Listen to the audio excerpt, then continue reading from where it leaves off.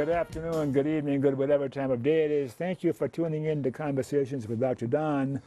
For your first-time viewers out there, Conversations with Dr. Don is an ongoing series of 1-hour standalone talk shows where I interview interesting people about who they are as unique, one-of-a-kind individuals, and about whatever it is that we've decided to talk about. And tonight, my guest, Bill Mullemans, did I pronounce that properly? It's close, Mullemans. Right. Mullemans Right. is going to talk I've about... anglicized it somewhat. Yeah, the reemergence of religious political fundamentalism, and you'll be surprised how far we're going to go with this subject tonight. Bill talked to the humanists of Greater Portland here a couple of weeks ago, and we enjoyed his presentation and his talk very, very much, and we're going to have him back over there again, I'm sure. But as you know, the show goes in two major segments. The first one is the bio segment, where I talk to my guest about who he is personally, so you have an idea where he's coming from when he talks about the subject of the show, which again is the reemergence of religious political fundamentalism. So Bill was on some 4 or 5 years ago. Right. Yeah, another location. Yeah. And I was so glad to see you again, to have you come on again, because I enjoyed you last time you were on, and so did my viewers. Got some feedback on that. So let's see if we can get started. Good. How you feeling right now? Very good. Yeah. Very good. Blue is my favorite color. Yeah, we go well here. Nice color contrast here. Yeah. And I'm a little less nervous than usual because I know you, and we've talked about all sorts of other things in other contexts. And so my normal nervousness before I start each show, because no matter how many years I've been doing it, there's still that little nervousness until I get settled down. Okay. And the way you look at me, it calms me down, so thank you. Good. That's because you've been hanging out in Northern Ireland. Yeah, probably. I have indeed. So Belfast became my second home. Yes. And as you talk about it, sometimes you say something and I can hear something in your voice that says your heart's involved too. It is, yeah. I think that's mostly my involvement was the heart. Okay. And when and where were you born? Wisconsin. Came out of the Midwest, University of Wisconsin, and came out west and taught University of Southern Oregon. And then went to Belfast for 11 years. 11 years. And then came back and taught at Portland State for 8 years. And my focus in the last 25 years has been Northern Ireland. So, and I've just written a book entitled Belfast, Both Sides Now. Belfast, Both Sides Now. Right. It's available on Amazon. So if people are interested, they can look at it there. Yeah. And, so it's become a real focus in my research and my writing the last 25 years or so. Is your own heritage have anything to do with your sentimental feelings about Northern Ireland? No, actually not. I'm half Belgian, a quarter Swiss, and a quarter German, which is a reason why I could do what I did. Because if my name were O'Brien, I couldn't have done that. Of course. I couldn't have gone in Protestant parts of town. And because I was Belgian, they didn't know where to put me. That didn't fit in anyone's list of people. So you got away with it. Right. Yeah. So I hit the ground and started talking with people right away. Spent most of my time on the Protestant side because that's the most difficult to understand. And I spent a lot of time with the paramilitaries in Northern Ireland. I was there for a good time when the British Army was out on the streets. And then more recently, since 1998, there's been a peace process, and there's some sharing of power, but it's not over yet. It still continues. Okay. Anything that's as deeply ingrained as a Northern Ireland conflict won't go away. Soon, if ever. I'm doubtful whether it ever will go away. Well, that makes me sad to hear that. Yeah, because the children go to schools that are 95% Catholic or 95% Protestant. And so where I taught at Queen's University was the first place they really encountered someone from the other side. And I found out that the Catholics all sat on one side of my lecture hall and the Protestants all sat on the other side. So they were reluctant there to really come in contact with each other. Yeah. So. Do you know I always have a trick question for my guests? Okay. Shall I ask it now or later? Sure. I asked you when and where you were born. Yes. And you answered. Yes. Why were you born? That's a more deep question. I have a feeling everyone has a purpose in life. Uh-huh. And What's yours? I think to educate. I think to educate. My partner, Mary Holland, and I were talking about this book, and she said, you know, this is a niche book. You're not going to make a lot of money selling this book. But if you can reach people and talk to people and let them know what's going on in that part of the world, maybe that's your purpose. So, you know, to me, that's a higher purpose. Does that include the American people, and you talk to them, Oh, yes. and maybe Oh, you can yes. stimulate their Oh, thinking? yeah. Because the American people are the ones who are the least informed. The Northern Irish are stuck in the conflict. And I'm not sure what can be done there except that they'll start to go to school together. That might help. But the American people are the ones who are ill-informed. Most people think it's about religion. The conflict's about religion. It isn't. It's really a conflict of national identity that's inspired by religion. Let's continue with your bio stuff, and then we'll get more into the subject of the show. Yeah. Okay, good. You talked about your national cultural heritage. Do you have a religious preference? No, Okay. no, not a no. I've seen a lot of religion over the years. I hear that tone of voice too. Yeah. And what does that tone of voice mean when you say that? The tone of voice is that religion has divided people a lot of times, especially in Northern Ireland. I see it, and the topic of the program tonight, I think, is to talk about how religion has divided the American people.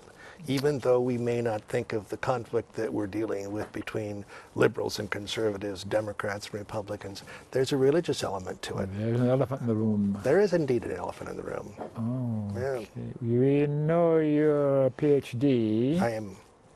And where did you get that from? University of Idaho.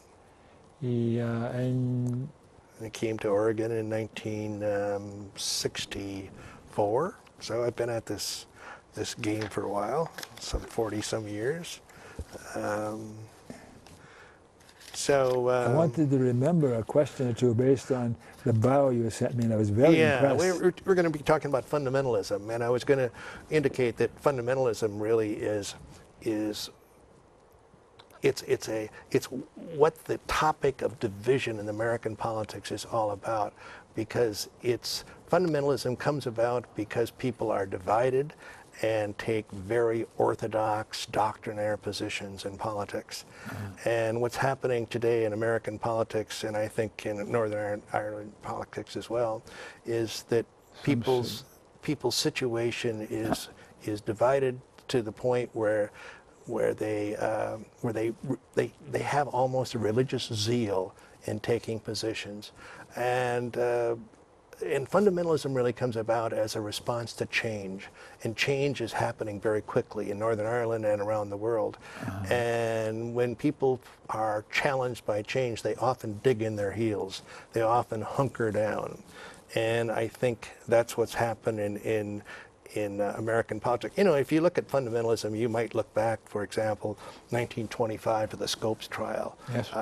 There was the reactionary point of view already about opposing evolution, the evolution as a biological fact, but it wasn't really amplified until someone taught it in a classroom in Tennessee, and then the trial took place. And so it is today that the points of view are amplified when change really assaults the people that are the ones who had traditionalist views for a long time. Okay, back to my cheat sheets. You are retired now from professor. Pretty much. Yeah. What do you spend your time doing? Writing and doing research, keeping up on what's going on in Northern Ireland. And you have a partner you mentioned earlier. Indeed. And what's her name? Mary Holland. How do you feel about her? Very, very warmly. I mean, she's the light of my life. I see, that's true, of course. Yeah. Any children? I have 3 children. Grandchildren? And 2 grandchildren, one on the East Coast and one here in the West Coast. Do they like you? Yes, I think so. It's hard for me to answer that. Yeah, of course. Would you care to comment about your political persuasion, generally speaking? Are you left, I'll right, tell you centrist, this, or what? that when I was in Northern Ireland, people were forever asking me, what are you? And of course, what they really were asking me is whether I was Catholic or Protestant, and I'm neither. But my response to them was, I'm a liberal Democrat.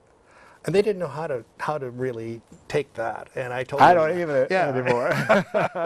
but that to me is an important identity that I have. And liberalism to me is an important part of American politics. It's been the place where progress has taken place. It's been the place where minorities and women and gays and lesbians and all sorts of people can find a home. And you can still call yourself a Democrat. Oh, indeed. Yes, indeed. Yeah, yeah. I have some misgivings about the Democratic Party today. But you know, sometimes as a political scientist, you have to look at the best game going. Of course. And I don't think there's any question. At least that's my personal point of view. My personal point of view is that there are two wings to the same party. That's the corporate party. We need a well, genuine other party. I understand why you're saying that. We could deal with another, we could accept another party. I've come around to that feeling only recently, because I know what you're saying about corporate sponsors in both parties, and many of them contribute to both parties. Yes. So whoever wins, they win. What's going on today, I think, is different. It's no longer the moderates in the Democratic and Republican Party that are making the decisions. We're really being hijacked by another group of people. And that's the topic, I think, of fundamentalism. You know, that's a different kind of a topic altogether. Are we going to talk about money in the political process somewhere along the way? We could. Okay. We could. It's a contaminant. You know, it's really polluted our. You know, if you talk about American politics today, it all goes back to campaign contributions. And if we had public financing of campaigns, if we took the money out of the equation, we'd find American politics and people in public office in the Congress who could honestly make decisions based upon what they thought was best for the country and not what's best for the people who sponsored them. Yeah. So money pollutes the process. And we're the only major democracy in the world that hasn't recognized this. How many lists are you on in the federal government? You're some sort of a screaming, tree-hugging leftist. I must be. How about memberships in political, social, or civic organizations? Any of those come to mind worth sharing with the viewers? Not really. No, I wouldn't say any that it would be really relevant to this. Okay, sure. You know? Any persons from the past or alive today that you particularly admire or admired or look up to? Any names come to mind? Well, this may surprise you, but Steve Allen was always someone I really identified with, completely out of the area that we're talking about. Beautiful, spontaneous human being. Wonderful man. I love his laugh. Yeah, yeah. And he was so bright. He was so talented, and he did so many things on radio and television, and you know, as a pianist, as a commentary person. I mean, and you know, my only regret is that when he came to Portland the last time, I didn't have a chance to see him. Didn't have a chance to see him. The first thought that crosses my mind when we talk about Steve Allen is when he laughs so hard he falls off the piano stool. Yeah, I know. He did. He laughed with his whole heart. His whole body. Yeah, he did. So he did. Yeah. Okay. What's most important nowadays to pay attention to, other than Northern Ireland and fundamentalism and like that? Anything else come to mind? You know, I've already mentioned the money factor, and that's, to me, the most important of all. I suppose the number of deniers there are in our politics, people who deny where the president was born, people who deny climate change, people who deny that women are equal, people who deny that gays and lesbians have rights, people who deny that racial minorities have been locked out of the political system, people who deny that voter identification is not something that should be used as a prerequisite for voting. I mean, you look at that word denial, and it permeates our whole system. And many people have almost built an ideology around that. Of course. Denying things that are factually true. Evolution, for example. You know, I'm a farm boy, and any farm boy knows that evolution operates. Natural selection. You don't build a dairy herd unless you understand that. Yeah. And why people don't adjust and apply what's going on in the real world to science. You know, the two are related. They're one and the same. Why such universal denial in the American populace? I think this goes back to a topic that I really want to talk about, and that's a topic when social change and secularism builds in the American politics and society, that secularism kind of upsets traditionalists. And it goes right through the system, and it says that you know, for example, that half the people of the world, women, have been second-class citizens forever. Yes. You know, and it's only recently that we're seeing the veil lifted from women in the Middle East, for example. They have a right to drive a car. They have a right to vote. They have a right to run for office. And in the United States, they even have a right to be Speaker of the House. But there are people who are dragging their feet who do not want this to happen. They do not want women to have the right to have an abortion, for example. It's their body. It's not the body that a man, a middle-aged man sitting in a legislature should decide. You know, the governor of Iowa, for example, says he's going to decide on a person-to-person basis who can get an abortion. I've never heard of anything more outrageous than that. You know, middle-class old men have charted the future of politics and society and religion for far too long. It's a man's world, didn't you know that? Well, there'd be a lot that would like to keep it that way. Do you see that ever changing? I think it's changing. I'm optimistic. I'm optimistic. You know, in the long range of things, progress is something that the deniers can fight off and drag their feet for only so long. And you know, if you look at human history, it's been moving towards the left. There have been times from, you know, when there's been a kind of a momentary loss of focus, and I think we're going through one of them right now in the United States. You know, we're being held bankrupt and hostage by a small group of people. But I think in the long run, this is a momentary lapse in our focus. Who are the small groups of people you're talking about? I'm talking about the Tea Party, I suppose. Are they fundamentalists? Who have combined religious fundamentalism with political fundamentalism, who see all the issues that I mentioned earlier that involve gender, that involve minorities, that involve race, all those things. They've really built themselves an agenda of trying to stop those things from happening. Why have they done this? I think it's because they've recognized that their values are under assault. Their values of being exclusive and controlling society. Again? Yeah. It's, you know, I see fundamentalism as both a religious term and a political term. Of course. Because it's really, you know, if it weren't for change, fundamentalists wouldn't exist. They might hold these points of view, but they wouldn't have them amplified. They wouldn't have it broadened. They wouldn't be out in the open, and they wouldn't be getting the television coverage they're getting, for example. Yeah. There are people that we see on television that, you know, they've been sent to Washington, D.C. to stop things. They see government as a vehicle of change, so they want to shut it down. I mean, you know, government is not our enemy. Government is something that should serve us all. Supposed to. And, you know, the very idea that in the 21st century you can abolish government, that you can shut it down, is a dangerous idea. I mean, I spend time in Europe, and I have some idea of how Europeans see us. They can't believe what we're doing. They viewed us as the nation to follow. We were the shining city on the hill. Yes.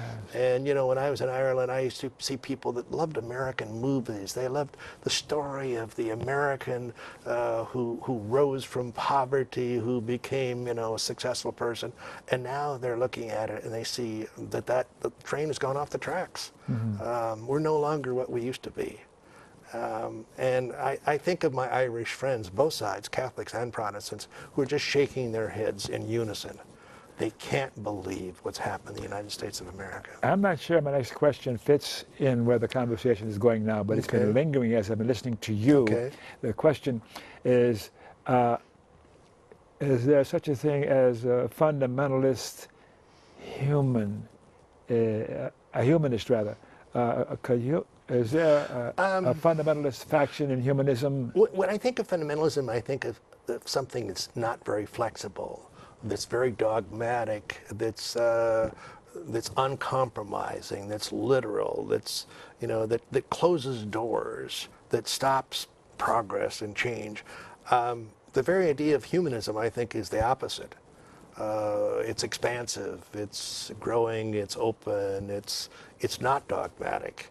I always think you can tell a lot by how people respond to change in their life. Do they embrace it? Are they tolerant? Do they turn someone down simply because they're of a different color, a different racial background, a gender, income level, whatever? And I think humanism is the opposite of being rigid. That's my view, at least.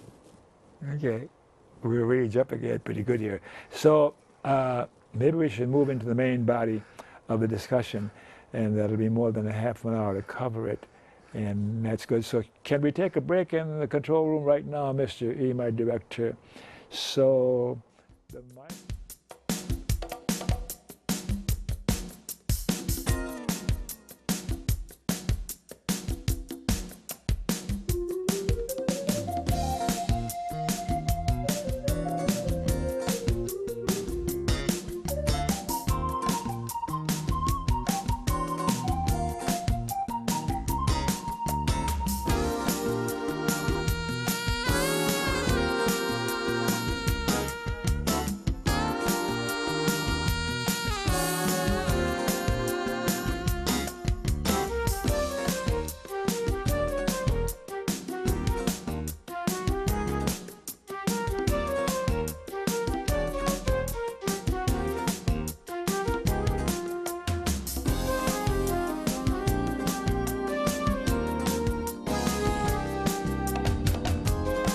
So, okay, we're back. Thanks for staying tuned. And for your first viewers who missed the opening of the show, the Conversations with Dr. Don that you're watching is an ongoing series of one-hour standalone talk shows where I interview interesting fellows or women about who they are as unique, one-of-a-kind individuals, and about whatever it is we've decided to talk about. And we're talking about tonight the re-emergence of religious political fundamentalism in Northern Ireland and even beyond that. And I'm having a wonderful time just talking about who Bill Meulemans is.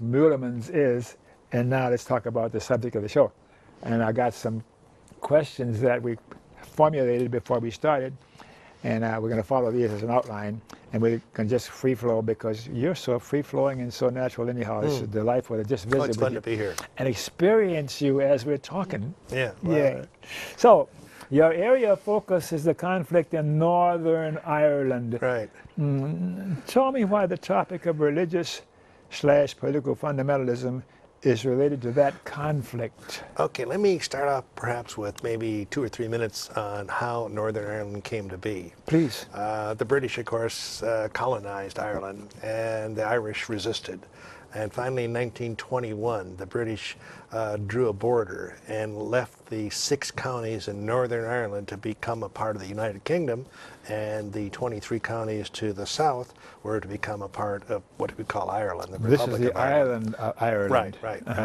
So in 1921, when the border was drawn, the Protestants in the north had about a 2/3 majority.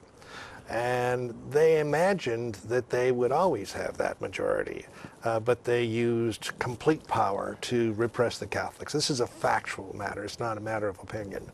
And they used the police, they used the political system, the government was under the control of just one group of people. And the economy was pretty much under the control of just the Protestants as well. And it's interesting that even though they controlled every aspect of society, they seem to sense their vulnerability. They seem to sense that you can't keep people down forever. And the Catholics, on the other hand, they seem to sense some sort of opportunity to rise up, even though they were pretty much destitute at the bottom of the structure in every respect.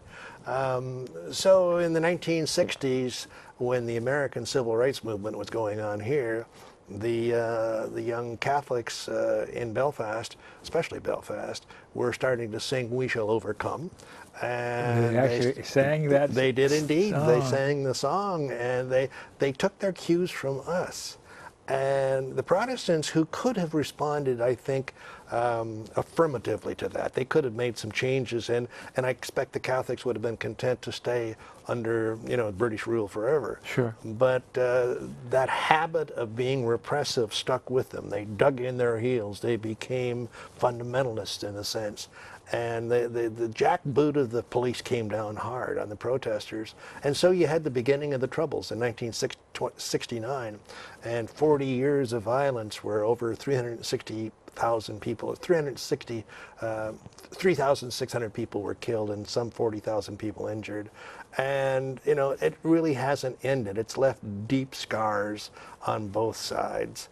And today, the last time I was back in Belfast, the crime rates had gone up, the drug use had increased, the education levels had dropped off, especially among young Protestant We men. don't hear about that in the American media. We don't.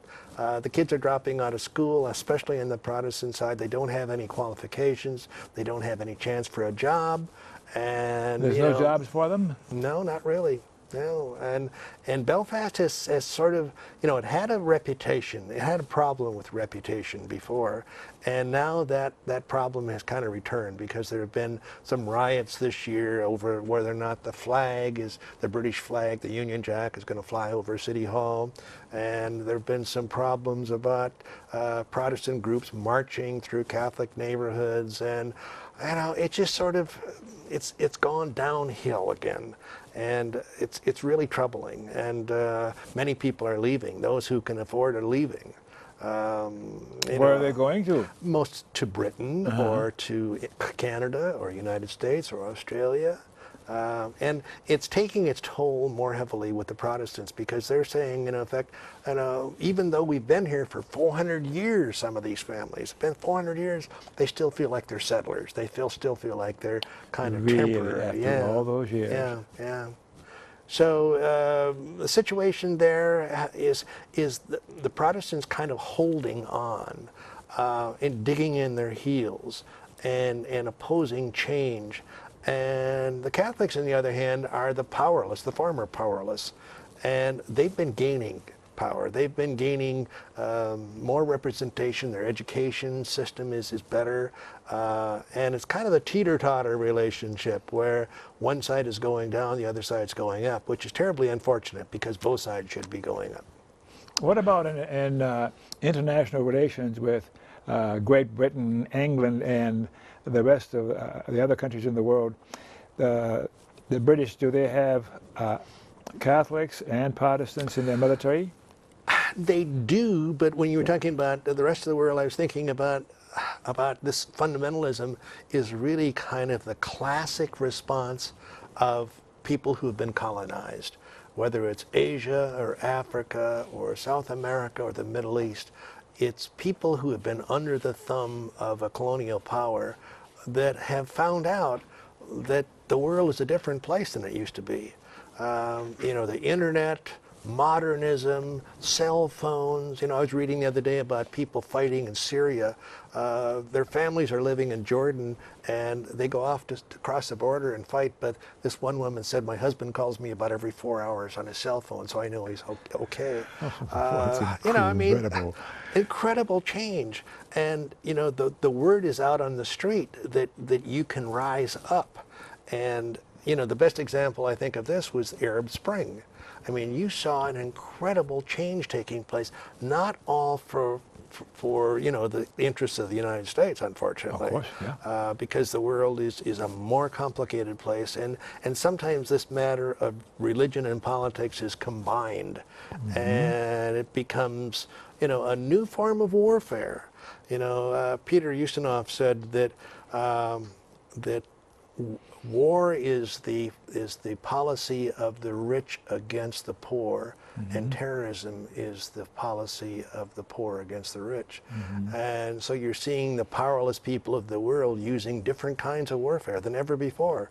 And superpowers like the United States find themselves in unwinnable situations. You know, whatever we seem to do the wrong thing.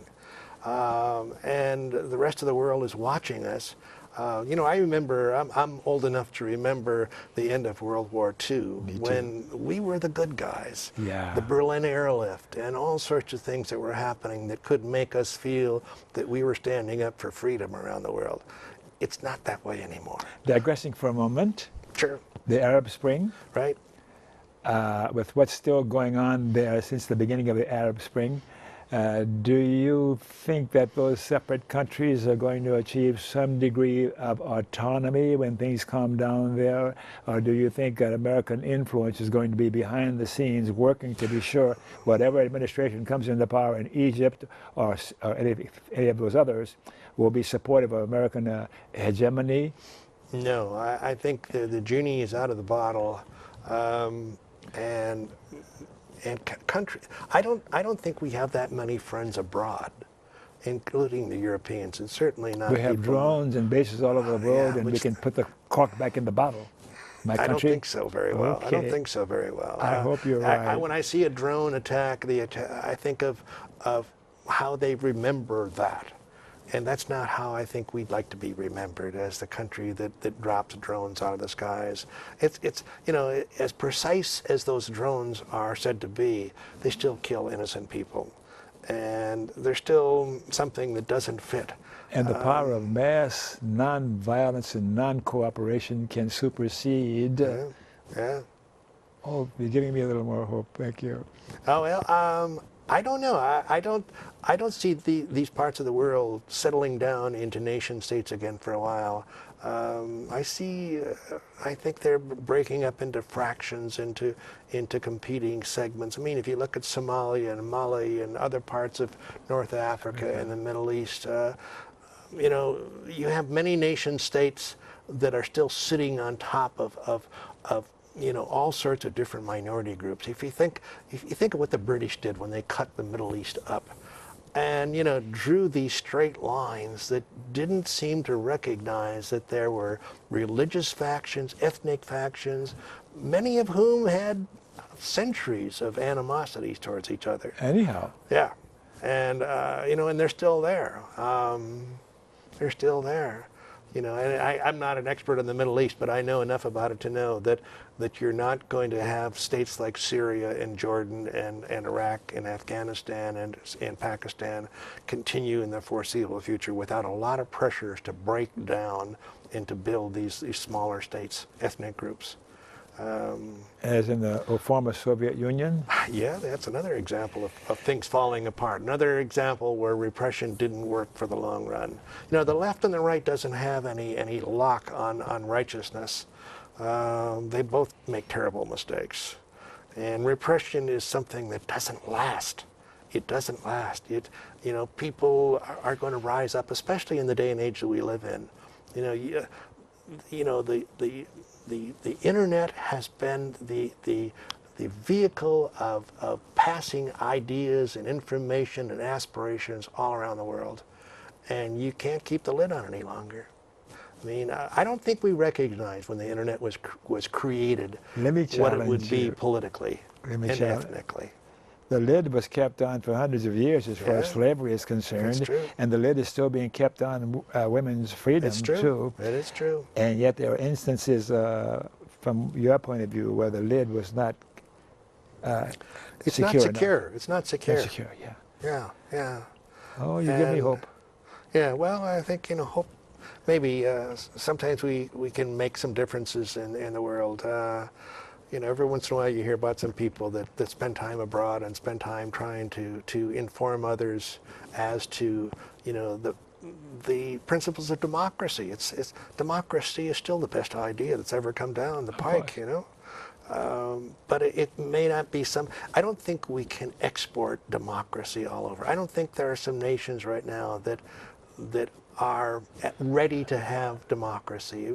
There are some prerequisites for democracy. education and stable government and a prosperous economy, and and elections should decide the fate of the people. It shouldn't be, if I win, I take power. If you win, you use the army to take power.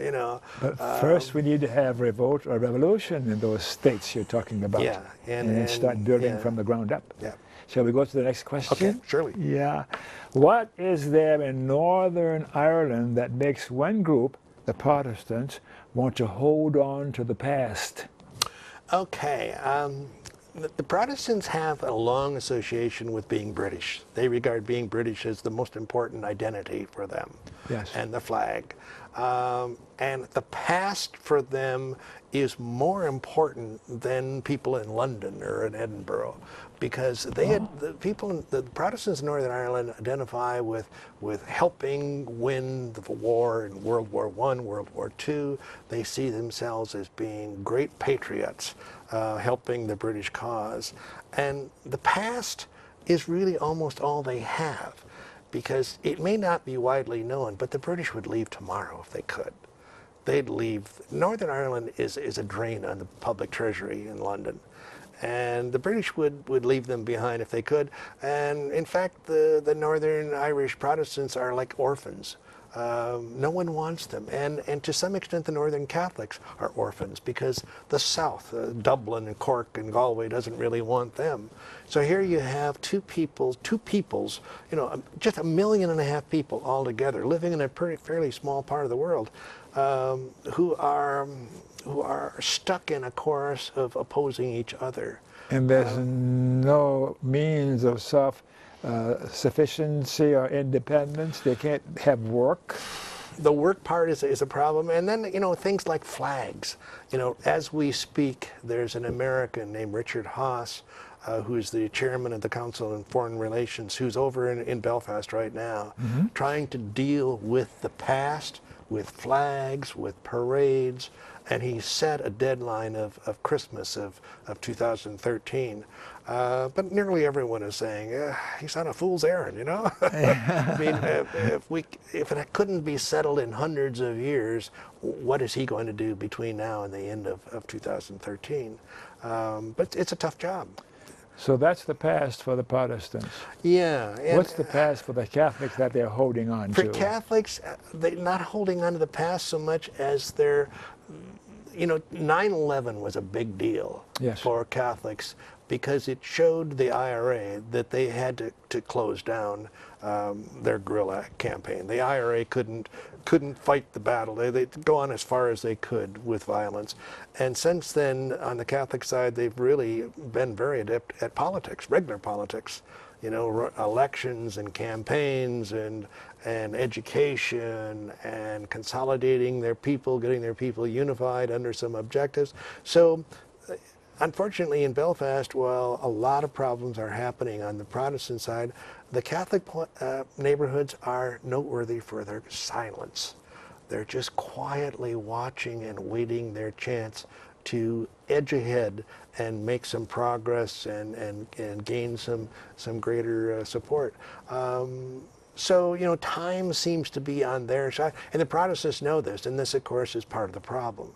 That one side is inching ahead, making progress, the other side feels like it's falling behind, and because it's falling behind, it feels like it's got to dig in its heels. So I'm thinking, unless the Catholics have some sort of a way of getting employment and money coming in for the Catholics to take care of their families, nothing's going to happen. Yeah, the Catholics know this, and in fact, the Lord Mayor of Belfast is going to be in Portland, Oregon tomorrow morning. Oh! And he's here to try to encourage investors to put money into in Northern Ireland, the Sinn Féin, which is the political arm of the IRA, has become very adept at using politics and moving around in international investor circles and talking about how the workforce in Northern Ireland is actually pretty good. I mean, it's not the best educated in Europe, but it's pretty dependable, and trying to bring industry to Northern Ireland. And they've been successful to some extent. Have they now? Yeah, to some extent. But still, there's a lot to be done.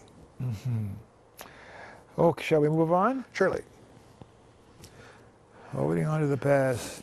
And this process of holding on, is this process of holding on visible in other parts of the world?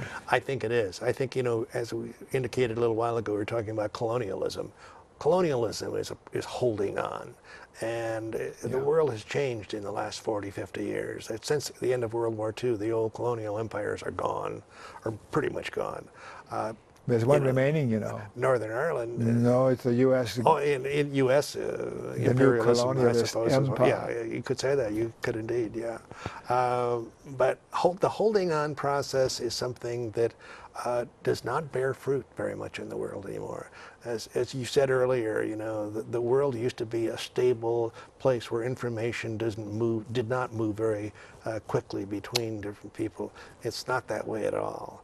So the holding on process is not a strategy that has great promise. The best strategy would be to try to accommodate change, to try to bring people into the tent. What about the fundamentalists? They don't want to be brought into the tent. That's the problem. And I guess the real question is today, what do you do with the Tea Party in the United States? Never before really did you have a group, perhaps since the Civil War, that wanted to disassemble the government. Yeah. And that's pretty extreme, The very belief that you can have a good society without a government, it runs contrary to logic and reality. So I don't know.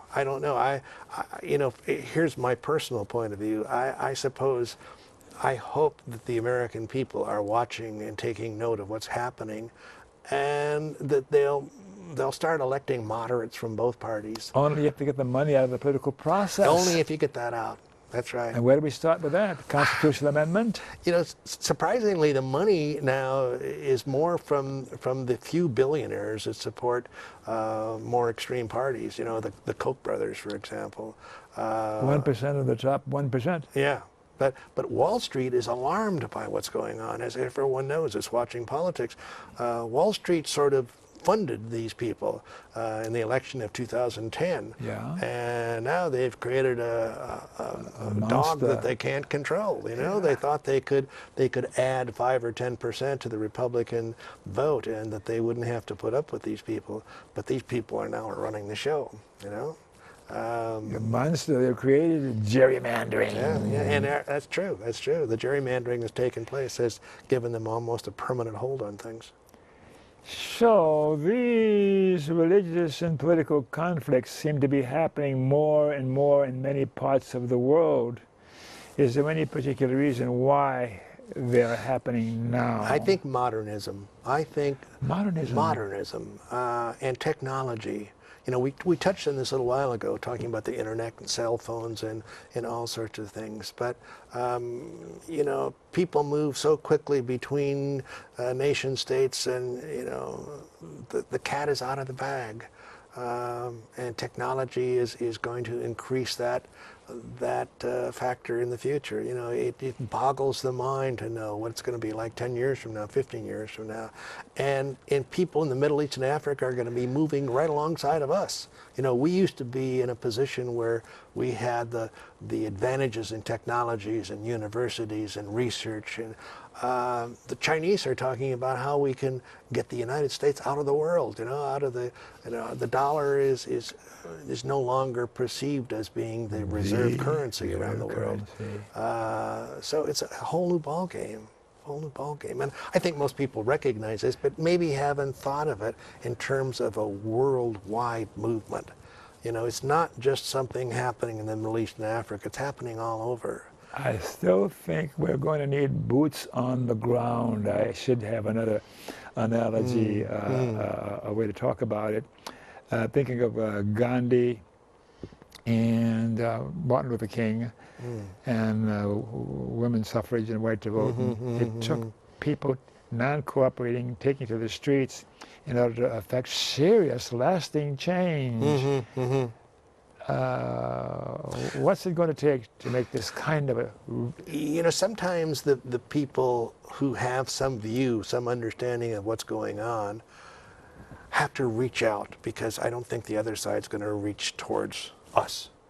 You know, this afternoon, for example, I got an email that said something about Obama has defeated the Tea Party.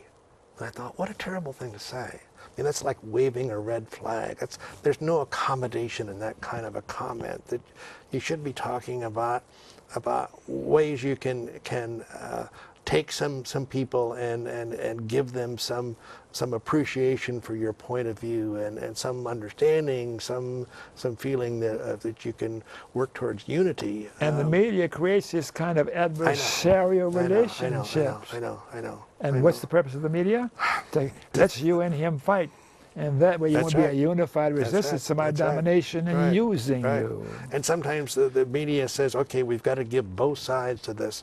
Well, if one side is not true, it's false, what's the point of having both sides? You're taking a valid point of view and an invalid point of view and treating them as equals. You don't have two sides. That's a con on the part of the media. The superficial on the media. They're giving us the impression.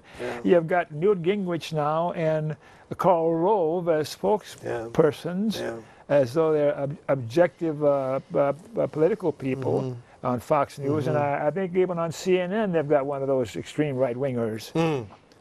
Who's presented as a centrist. Yeah, and you know, to present both points of view as though they're equals is to miss the point completely. But I see a lot of that, and you know, cable news fills the time, and they'll pretty much put on anyone who fills the time. I go beyond that. I think they're filling the time with people that's going to support their point of view and what their basic reason is. Well, I guess it goes without saying that you bring your friends on, and then you're going to fill them by giving and them, present them as being objective or something other than that, a centrist. And they are. Next question. Okay. Or you want something? I was going to say that the future. You look at this situation that we're talking about around the world. One thing about fundamentalists is they tend to divide, they tend to splinter, they tend to become antagonistic to each other, turn on each other after a while. And that may be one of the areas of optimism, that the extreme points of view might become more visible and more rejected by moderate groups in the country. I hope that's what's happening with the American people. I hope that's because I see this splintering process as almost an inherent characteristic of extreme groups.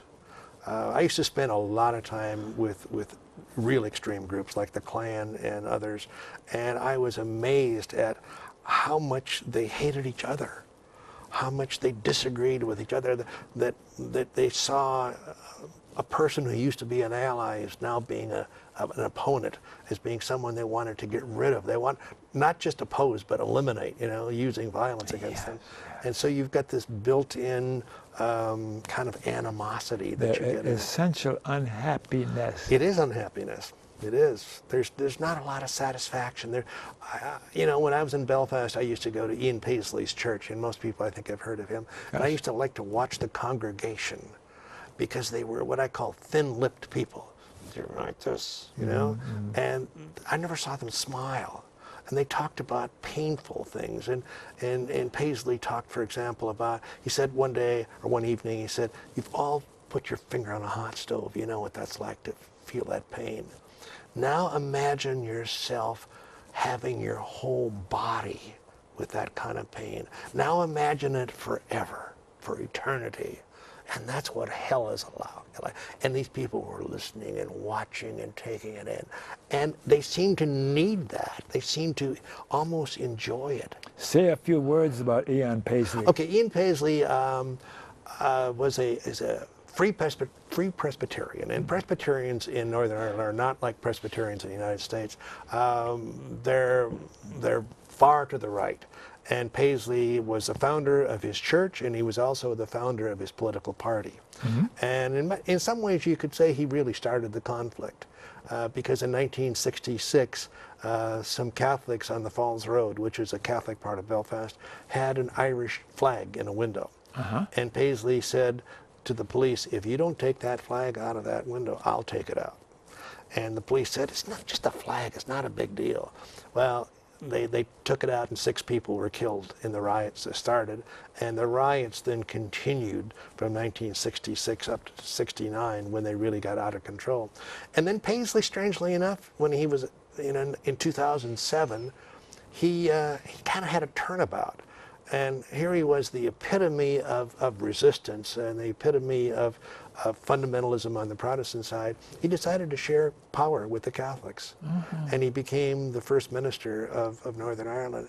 And there were pictures of Ian Paisley on the one hand, who's kind of the hardcore Protestant preacher, standing toe-to-toe, hand-to-hand with Martin McGuinness, who everyone knew had been Smiling.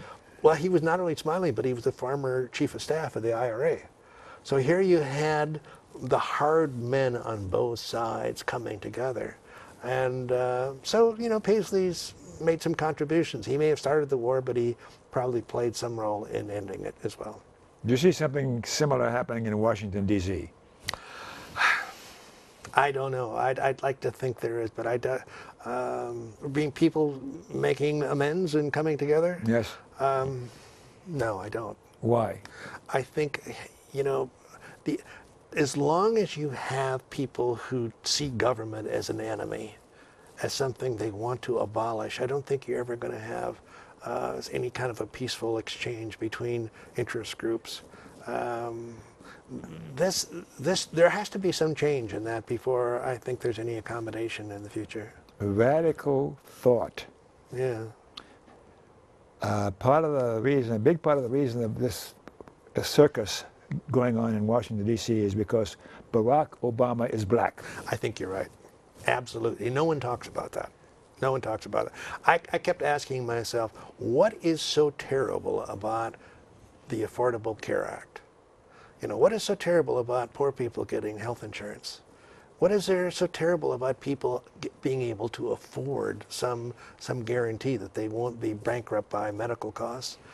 And the answer seems to be because Barack Obama is a black man, he's half black, and they'll oppose anything. Yes. I mean, the CARE Act is not a dangerous, it's not the worst thing that's ever happened in this country. It's one of the better things. We don't have to look back very far, just 100 years or so, even less than that, to see how your average American white person felt about black people. Yeah, that's true. Or colored people, Yeah. or Negroes, or niggers. Yep.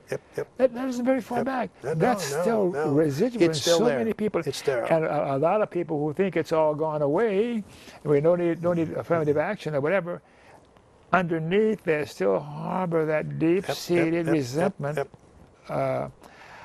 I think all of us have some degree of prejudice in one area or another, and I'm acutely and embarrassed about my own prejudice. When I was a little kid, I'm New Orleans, that third race, red, white, and Creole. Okay. And as a little kid, they didn't say it to me overtly, oh, it's time for us to stop. But I remember how I was discouraged in playing with the little black kids, colored kids. But I need to stop now because we want to have you have the last word to tell our viewers what you want to say to them. Oh, well, I just hope that they'll participate in politics, that they'll support education. I think that's the way out for all of us. Our schools are not what they used to be, and it's the only vehicle for real progress, not only in the United States, but around the world. You've been a delightful guest. It's been good being here. And thank you very much for coming. Thank you, Don. You bet. So, Mr. E, are you going to put up some public service announcements, or shall I say some more? Yeah, I got to tell you how to watch my shows on the web. My shows are available on YouTube. Google Don Baham YouTube, and there's many shows, older shows and more recent shows that you can see my other guests I've interviewed and conversations we've had and had a good time. And the ACLU, the American Civil Liberties Union, thank heavens, and I'm a humanist, for the American Civil Liberties Union. Without the ACLU, I'm not sure where our civil liberties would be today in America. My previous guest tonight was upset with me because he was unhappy with the ACLU's position on Citizens United and that sort of a thing. But I remember the ACLU and the Skokie situation, and I still am a member of the ACLU. Now we want to end corporate personhood because that's part of our problems in this country with the vast disparity between the super rich and the ordinary citizens. And we got to end corporate personhood. And a constitutional amendment that says corporations are not people and money is not speech. And you want to learn about humanists and humanism, go to the American Humanist Association. Humanism is an alternative to organized religion. Some people say that humanism is a religion, but I don't think so. So Google that and learn more about humanism.